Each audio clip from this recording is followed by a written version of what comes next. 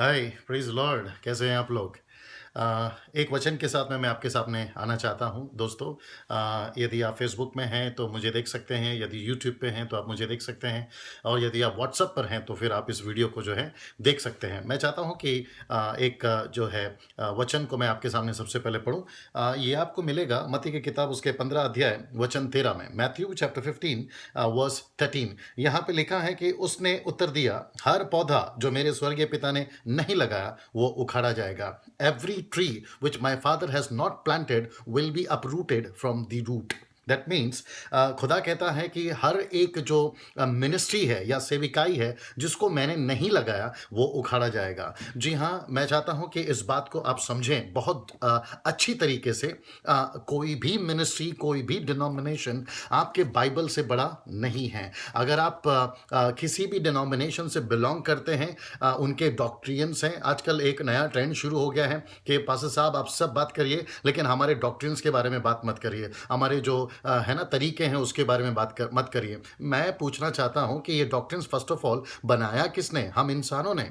आप बैप्टिस्ट से बिलोंग करते हैं, मेथोडिस्ट से बिलोंग करते हैं, सीएनआई से बिलोंग करते हैं, कैरिस्मेटिक से बिलोंग करते हैं, कैथलिक से बिलोंग करते हैं, आप किसी भी पंथ से बिलोंग करते हैं, इवन आप अगर पेंटिकॉस्टल हैं। मैं सवाल करना चाहता हूं उन लोगों से जिन लोगों ने हमारे हिंदुस्तान के अंदर या विश्व के अंदर बाइबल के वचन को छोड़कर बहुत सारे पंथ बना के रखे हैं। मेरे भाई, मैं आपसे पूछना चाहता हूं कि ये पंथ आया कहां से, ये डिनोमिनेशन आया कहां से, हमने कहां से बना दिया? आपको पता है जब परमेश्वर अपने लोगों से बात करता था तो क्या बात करता था? उसने मूसा को भेजा इजिप्ट में और कहा कि जाकर उसको बताओ कि मैं वो परमेश्वर हूं जो अब्राहम का परमेश्वर, इसहाक का परमेश्वर, याकूब का परमेश्वर और तुम्हारे पूर्वजों का परमेश्वर हूं। इसका मतलब क्या पता है? परमेश्वर ने जो नियम बनाए हैं वो लगातार लेकर चलता है, वो बदलता नहीं है। अगर परमेश्वर ने यहोवा ने कुछ बातों को हमें बताया है तो वो लेकर चला है, उसने बीच बीच में बदला नहीं है। और लिखा है कि अगर तुम मेरे वचनों पर चलोगे, मेरे नियमों पर चलोगे जो मैंने बनाया, तो उसके अनुसार तुम्हें आशीष मिलेगा। लेकिन क्या हो गया है कि हमने अपने अपने तरीके से, अपने अपनी समझ से परमेश्वर के वचन को तोड़ मरोड़ कर जो है अपने तरीके से नियम बना लिए हैं। भैया मुझे नहीं समझ में आता है ना। अगर आपको याद होगा, यीशु ने कहा अपने 11 चेलों से कि जब तुम सारे जगत में जाओ, सुसमाचार सुनाओ, चेला बनाओ, बपतिस्मा दो, और फिर उसके बाद में वो एक नीचे लाइन कहता है, जानते हो क्या कहता है? जो बातें मैंने तुमको सिखाई है वो उनको सिखाओ। इसका मतलब है आज हमें अपने लोगों को, जिनको हम जीतते हैं, हमको वो सिखाना है जो यीशु सिखाता है। इसलिए तो लिखा है कि लूका की किताब उसका 6वां अध्याय वचन 46 में, मैं फिर कहना चाहता हूं, लूक चैप्टर 6 वर्स 46 में लिखा है कि जब तुम मेरा कहना नहीं मानते, याद रखिए मेरा कहना यानी यीशु का कहना, जब तुम मेरा कहना नहीं मानते तो मुझे हे प्रभु क्यों कहते हो? इसका मतलब है जब हम परमेश्वर के वचन के अनुसार चलते हैं, जैसा वो कहता है वैसे ही यदि हम करते हैं, तब जाकर परमेश्वर हमें आशीष देता है। आप है मेरे साथ में? इसका मतलब क्या है कि कोई भी पंथ या कोई भी डिनोमिनेशन, कोई भी डॉक्ट्रिन्स जो है बाइबल से ऊपर नहीं है मेरे दोस्त। आप आपके आपके जो पंथ हैं या फिर आपकी जो संस्था है वो बाइबल से ऊपर नहीं हो सकती है। बाइबल सबसे ऊपर है, तो जो वचन कहता है उसके अनुसार हमें चलना बहुत ज़रूरी है। अंतिम में एक चीज़ मैं आपके सामने रखना चाहता हूँ, क्योंकि मैं नहीं चाहता हूँ कि ज़्यादा मेरा जो वीडियो है वो लॉन्ग हो और आप है ना उसको देखने से इग्नोर करें। एक चीज़ मैं आपके सामने रखना चाहता हूँ। जब यीशु कहता है कि हर पौधा जो मेरे पिता ने नहीं लगाया वो उखाड़ा जाएगा, इसका मतलब क्या पता है? हम सारी 25 साल, 30 साल, 40 साल या 15 साल या 20 साल जो भी मिनिस्ट्री कर रहे हैं, आपको पता है परमेश्वर अपना जो न्याय जब करेगा मुझको और आपको लेकर, या पास्टरों से या अगुवों से, तो वो सबसे पहला क्या करेगा पता है? वो सबसे पहला पूछेगा कि तुम्हारी जो मिनिस्ट्री है, चाहे वो प्रीचिंग की हो, एवेंजलिस्ट की हो, बाइबल कॉलेज स्टार्ट किए हैं, ऑर्फनेज स्टार्ट किए हैं, आपने वर्शिप स्टार्ट करी है, कॉन्सर्ट्स आप कर रहे हैं, एल्बम्स आप बना रहे हैं, ये सारा सवाल उठता है कि क्या वो मैंने तुमको दिया है? और अगर सोचिए कि अगर खुदा ने नहीं दिया, यहोवा परमेश्वर ने या यीशु मसीह ने या पवित्र आत्मा ने नहीं दिया, और सब कुछ करने के बाद में जब हम हेवन में जाते हैं तो भैया सोचिए वहां परमेश्वर हमसे जब पूछेगा, हमारी सारी मिनिस्ट्री धरी की धरी रह जाएगी।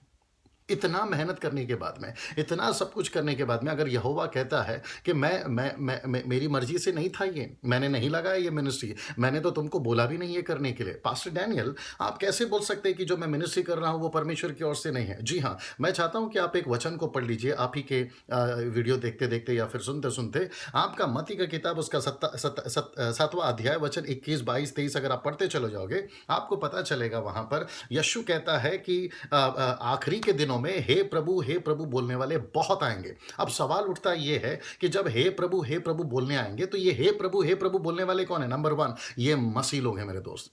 क्योंकि सबसे ज्यादा मसीह लोग ये हे प्रभु करते हैं ना। पास्टर्स हे प्रभु करता है हर रविवार को, एवेंजलिस्ट करता है, वर्शिप लीडर करता है, बाइबल टीचर करता है। और जब हम जाएंगे तो वहां पर भी परमेश्वर के सामने जब हम खड़े रहेंगे और हम कहेंगे कि हे प्रभु, तो प्रभु कहेगा यस, आप कौन? और फिर हम कहेंगे कि परमेश्वर मैं वो हूं जिसने मुंबई के अंदर, महाराष्ट्र के अंदर, कर्नाटक के अंदर, आंध्र प्रदेश के अंदर या फिर तमिलनाडु के अंदर या केरला के अंदर या फिर एमपी में, यूपी में, आपके आपके 130 करोड़ की जो हिंदुस्तान की आबादी है या फिर विश्व की आबादी 710 करोड़ की आबादी है, मैं वहां मिनिस्ट्री करता था, मैंने ये किया है, मैंने वो किया है। जानते हो प्रभु क्या कहेगा? प्रभु कहेगा तुम्हारी सारी मिनिस्ट्री मेरे पिता की मर्जी पर नहीं थी। It was not on the will of my father. इसका मतलब क्या है? सब कुछ करने के बाद में आकर गाड़ी अटकती किधर है मेरे दोस्त? परमेश्वर की मर्जी पर अटकती है। तो इसका मतलब क्या है मालूम है? आज आप बड़े बड़े कॉन्सर्ट्स कर रहे हैं, क्रूसेड्स कर रहे हैं, सेमिनार्स कर रहे हैं, आप मीटिंग्स लगा रहे हैं, शहरों के अंदर जा रहे हैं। मेरा सवाल है, सब कुछ करने के बाद में सवाल उठता है कि ये सब हमने किया किसके लिए और हम किसके कहने पे कर रहे हैं? आपको पता है, एक उदाहरण अगर आप सुनना चाहें, आपको पता है मूसा जिसने परमेश्वर के 6 लाख लोगों को मिस्र से बाहर निकाला और जंगल में 40 साल लेकर चला और वो अपने लोगों से यही कहता था कि हम कनान जाएंगे, कनान जाएंगे, कनान जाएंगे। आपको पता है क्या हुआ? वो जिसने कहा कि हम कनान जाएंगे सब गए, लेकिन जिसने कहा वो नहीं गया। पता है क्यों? और ये उदाहरण क्यों है हमारे सामने भैया?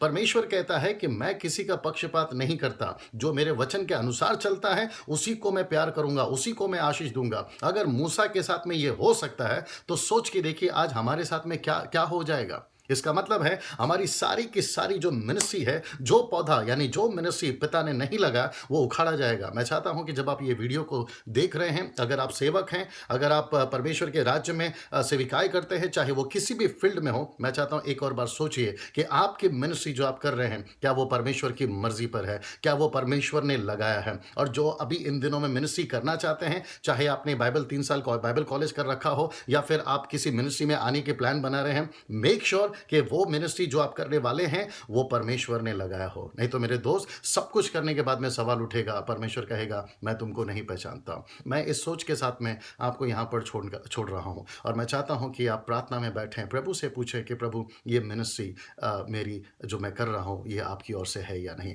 इसको आपने लगाया या नहीं लगाया।